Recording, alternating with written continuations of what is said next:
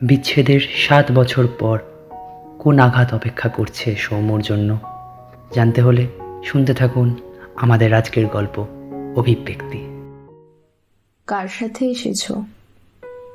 ভীষণ চেনা একটি কণ্ঠস্বর শুনে চমকে উঠে পিছনে ফিরে তাকালো সৌম্য। তনয়ার স্বরের মতো চেহারাতেও কোনো বদল নেই, শুধু আগের চেয়ে একটু মোটা হয়েছে সে। গালে মাংস যুক্ত হয়ে আরো মিষ্টি দেখতে লাগছে তাকে। চোখের দৃষ্টি এখন অনেক শান্ত, অনেক পরিণত। মিথ্যে হাসার একটা ব্যর্থ চেষ্টা করে সৌম্য বলল, হ্যাঁ, ও তুমি? মানে না, একাই এসছি। বাহ, একা একাই এখন আর্ট দেখতে আসো?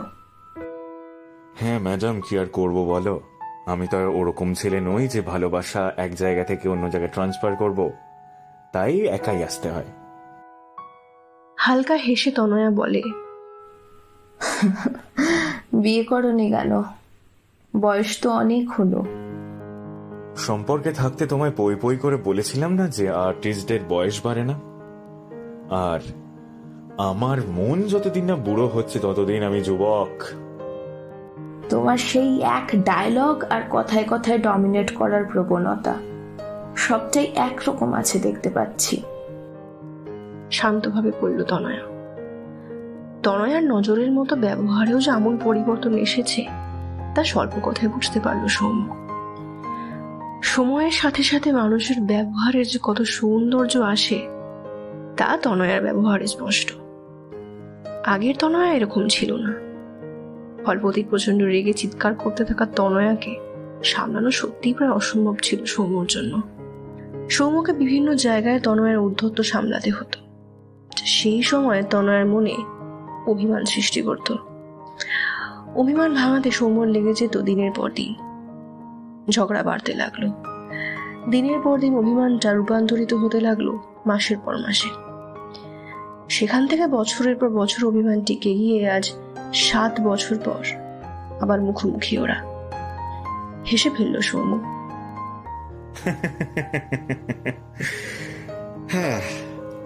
নিজেকে তো পরিবর্তন করতে পারিনি তনয়া। এখনো মানুষের ভুল থাকলে তাকে বোঝাই। নিজের চোখে দেখি ভুল বুঝে মানুষগুলো দূরে চলে যাচ্ছে। এখন আর ও সবে কিছু যায় আসে না। এখন নিজেকে, শুধু নিজেকে আর নিজের শখগুলোকে প্রশ্রয় দিচ্ছি, ব্যাস। আমি ঠিকই বুঝেছিলাম জানো তো। একটা দীর্ঘশ্বাস ফেলে বলে তনয়া, তুমি মানুষটাকে চেষ্টা করেও আমি আর মানুষ করতে পারবো না। ভাগ্যিস আগে বুঝে সরে এসেছিলাম। তাই বটে। আবার হেসে চুপ করে গেল সৌম্য। কিছুক্ষণের স্তব্ধতা। কথার অভাবে দুজনেই হয়তো সাময়িক অস্বস্তিতে পড়েছে। এই দুই মুখেই তো কিছু বছর আগে একে অপরের প্রতি কথা, ভালোবাসা আর তর্কের অভাব ছিল না। সম্পর্কের গভীরতা ওদের ভাবতে বাধ্য করেছিল অনেক অনেক বেশি ভবিষ্যতের কথা। আজ সেই দিনের সেই স্বপ্নের ভবিষ্যতের সময়টা চলে গিয়েছে। শুধু সময়টুকু ওদের স্বপ্নের মতো হয়নি। আচ্ছা, বলছিলাম যে মানে পুরোনো দিনের কিছু মনে পড়ে? শেষ কিছু দিনের কথা, একটার পর একটা ভুল বোঝার কথা, ভালোবাসার মুহূর্তগুলোর কথা।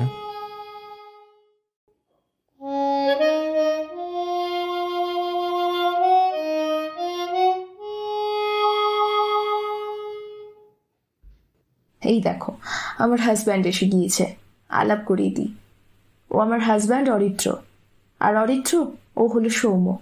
তোমায় বলেছিলাম না ওর কথা? ও আই সি। অরিত্রর চোখে কৌতূহল। খুব ভালো লাগলো আপনার সাথে আলাপ হয়ে। আপনার কথা যে ওর মুখে কত শুনেছি তার ঠিক নেই। শুধু আপনার গল্প করত, আর আলাপ করাতে বললেই শুধু এড়িয়ে যেত। এখন আর অবশ্য বলে না। আসলে মানুষ না, ভালোবাসা পেলে আর পুরনো ভালোবাসা খোঁজে না। হ্যাঁ, ঠিকই বলেছেন। স্তব্ধ হতবাক সৌম্যর মুখ থেকে শুধু দুটি শব্দই বেরোলো, ঠিকই তো, মানুষ তো ভালোবাসারই কাঙাল। জীবনে একা ভালো আছি বা সময় নেই, নিজেকে নিয়ে ব্যস্ত বলা সৌম্যর মতো মানুষগুলো আসলে সবচেয়ে বেশি ভালোবাসা খোঁজে। তাই যেখানে ওরা একটু প্রেমের আঁচ পায়, মনে মনে সেখানেই ঝাঁপিয়ে পড়ে। রুক্ষ বাস্তবে ফিরে এলেই ওরা নিজেদের পুরনো রূপ ধারণ করে। চলতে থাকে একটা হাসি খুশি মুখের আড়ালে কষ্টের লড়াই। বেশ, আমরা আজ আসি তাহলে, হেসে বলল অরিত্র। ভালো থাকবেন, আর হ্যাঁ, সময় পেলে অবশ্যই আমাদের বাড়ি আসবেন, জমিয়ে আড্ডা হবে। ওরা চলে গেল। অরিত্র তার বাড়ির কোনো ঠিকানা বা তনয়া তার নতুন ফোন নাম্বার দেয়নি। আসলে ওরা দুজন কেউই চায় না পুরনো একটা অসমাপ্ত গল্প নতুন করে শুরু হোক। কি লাভ শুধু কমপ্লিকেশনস বাড়িয়ে? তার চেয়ে দেখা না হওয়াই ভালো। ওরা ওদের সংসারে ভালো আছে, আর সৌম্য তার একাকিত্বে। চলে যাওয়ার সময় তনয়ার একটু ছলছলে চোখটা নজর এড়োয়নি সৌম্যর। অবশ্য এড়াবেই বা কি করে? যে চোখ একদিন ওর নামেই প্রেম লিখেছে, সেই চোখের ভাষা বোঝা কি কঠিন। মুখের অভিব্যক্তি পরিবর্তিত হয়, চোখের জলের রং নয়। কিভাবে বদলে গেল চাওয়া পাওয়া বুঝতে পারি না।